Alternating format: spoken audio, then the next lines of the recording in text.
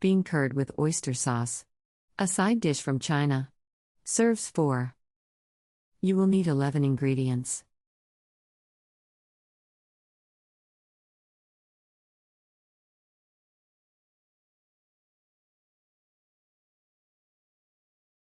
Step 1.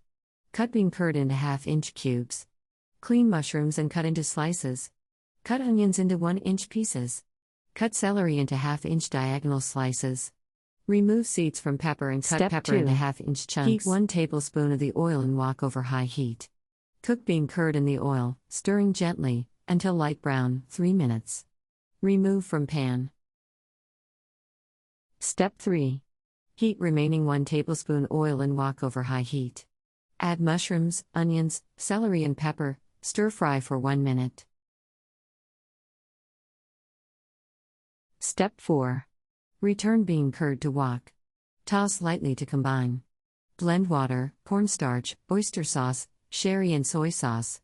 Pour over mixture and wok. Cook and stir until liquid boils. Culture, cook and stir 1 minute longer.